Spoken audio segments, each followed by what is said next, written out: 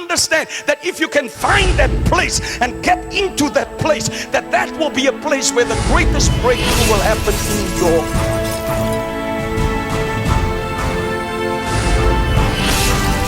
places.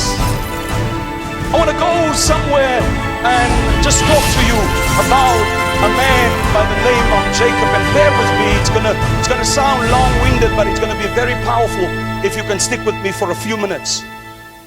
As we know, and I'm not gonna read any scripture, I'm just gonna tell you the story. Jacob was in love with a woman by the name of Rachel. It was the love of his life. From what we understand and from what we read in scripture, Rachel was an exceptionally beautiful woman, and so much so that when Rachel's father Laban came, when Jacob came to Laban and he said to Laban, "Can I get married to your daughter?" Laban said, "In that first work for me for 7 years. If you can find yourself committed to me for 7 years, I will then give you Rachel." And so if you understand customary Jewish weddings in those days, they will do the celebration and then they will do the consummation or the presentation of the bride. And when the bride is presented to him after 7 years of hard labor and 7 days of celebration, he meets his bride. And so Laban said to himself, "I cannot disgrace my older daughter by allowing the younger one to get married first." And he switched the brides. And when the bride was unveiled to him after the ceremony, he discovered that he now got married to Leah. From the understanding of this, we find out that Leah, interestingly, was not a very beautiful woman. She was slightly older than Rachel. She wasn't fair. She didn't look like much. She didn't wear Prada. She didn't look as good as some of you look tonight. And she was just the ugly duckling in the family. And so Jacob said to his father-in-law, he said to Laban, "Understand, I want you to, from the beginning, understand that Jacob represents the church. Jacob is a symbol of the church.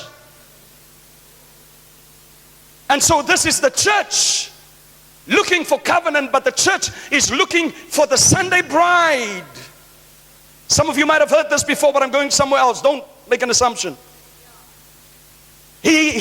He wants his Sunday bride because Rachel is the Sunday bride. Rachel looks good. Rachel is the one that you want to have on stage on a Sunday. Rachel is the praise and worship. Rachel is the overhead projector. Rachel is the sound system. Rachel is the Shaw SM58 microphone. Rachel is the girl that wears Prada.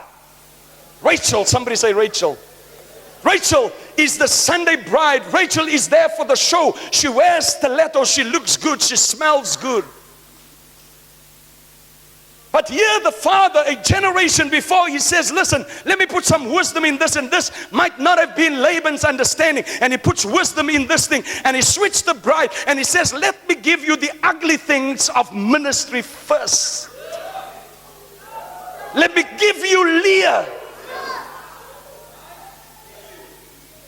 Because you might think that what you need is presentation, but what you need is a call. Come on. What you need is prayer. What you need is Bible study. What you need is systems. What you need is administration. You might think that Sunday service, you see, Rachel turns up on a Sunday, but Leah comes when the congregation isn't there. Leah comes when the lights are off. Leah comes when the sound system isn't switched on. Leah comes, listen, when nobody's at prayer meeting, Leah's there. When nobody's at systems meetings, Leah is there. When nobody's there to do the right thing, Leah's there. Leah cleans the toilets. Leah sweeps the carpet. Leah mops the floors. Leah is there to make sure that Rachel looks good. And Laban in his wisdom says, you first have to do the foundational things. Deal with the ugly things of ministry first before you deal with the presentation of ministry. I'm going somewhere with this. And so as we know the story, 14 years later, he got married to both Leah and then eventually to Rachel. And so Leah gave some children. I spoke about this at a women's conference not too long ago, last year sometime. They all gave children, but watch quickly. Rachel, the beautiful one, cannot produce children. Because God will not allow the church to reproduce if it doesn't have the fundamental things that it needs to reproduce. So God says the first thing that must happen is the ugly things must first be built before the beautiful things are reproduced. So watch, stick with me for a second. So Leah gives 4 children, and I don't want to spend too much time.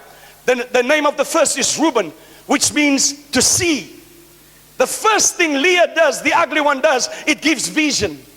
Rachel doesn't understand vision. You see, Rachel is too good looking. Rachel cares too much about her look. Rachel wants to make sure that the foundation is the right tone and the lipstick is right and the hair is okay. And she does not have what do they call this when the electric goes off, the load shedding hairstyle.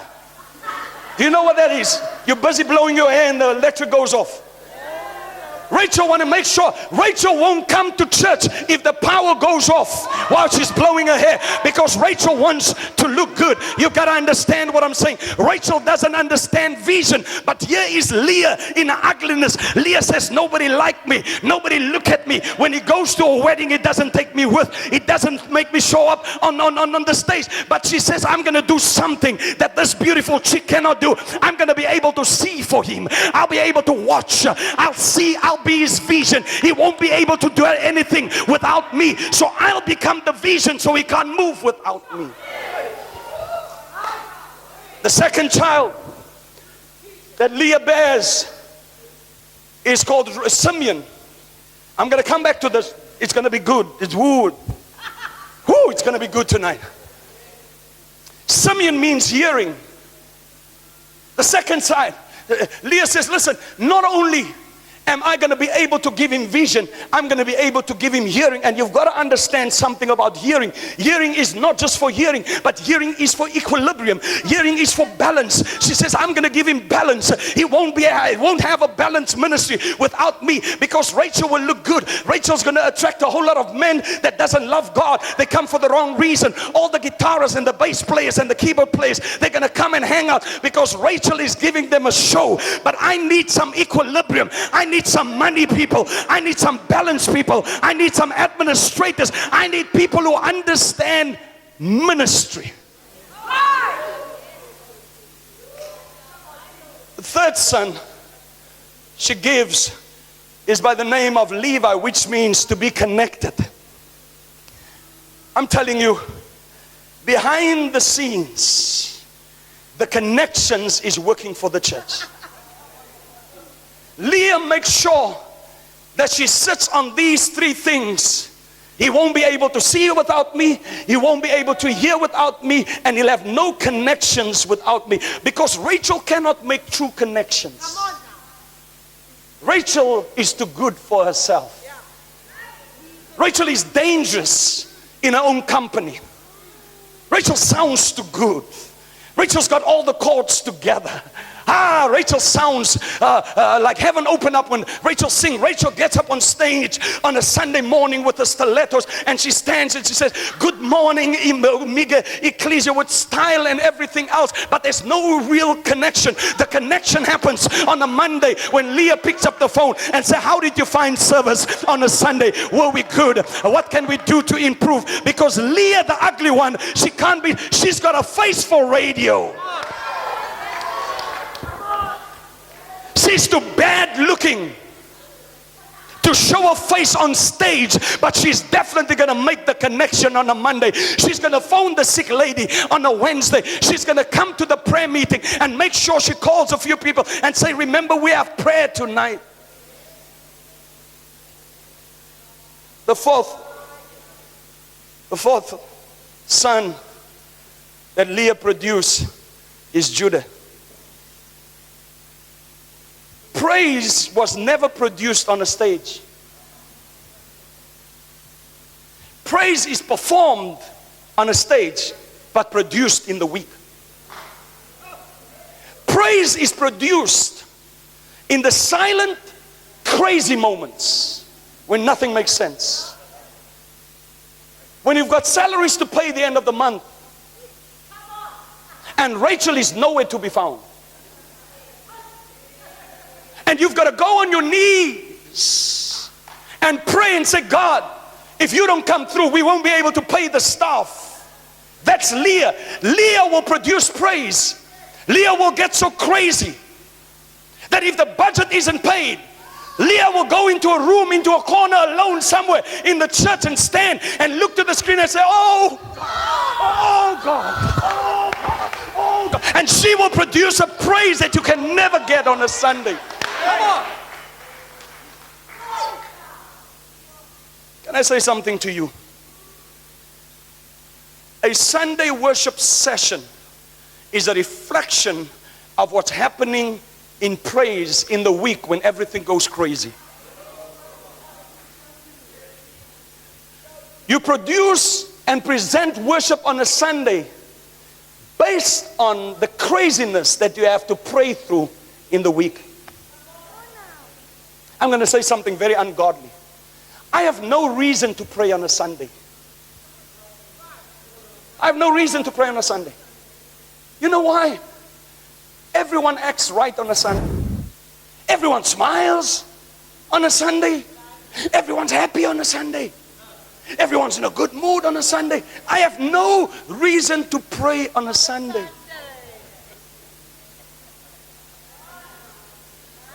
But come Monday morning,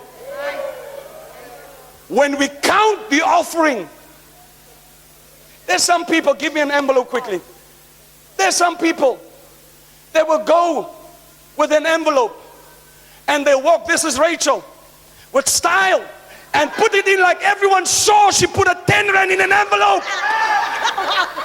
And leave it for Leah to open up on a Monday and say, did this girl just put a 10 rand in the envelope?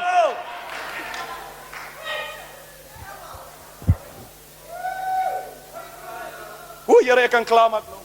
No, I'm done. I'm done. I'm done. I'm going to get somewhere.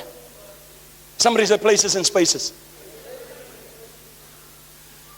So Rachel's servant gave birth to 2 sons. Dan, which means judgment. Naphtali, which means wrestling. And then Zilpah, Leah's servants, gave birth to 2 sons, which is Gad, which means the invader or the trooper, and Asher, which means to be happy, because I'm. And then Leah gave birth to 2 sons again. The first one is Issachar, which means I got paid for what I worked for, and I can tell you a story there, but I don't have time. Being paid for my labor. And Zebulun, which means the dwelling place or the habitation. And then only, watch quickly, then only Rachel gave birth for the first time. God opened up a womb. After 10 children, God opened up a womb. And she gave birth to Joseph, which means the winner of territory. The winner of territory. And Benjamin, the son of my right hand, but also means the taker of dominion. The winner of territory and the taker of dominion.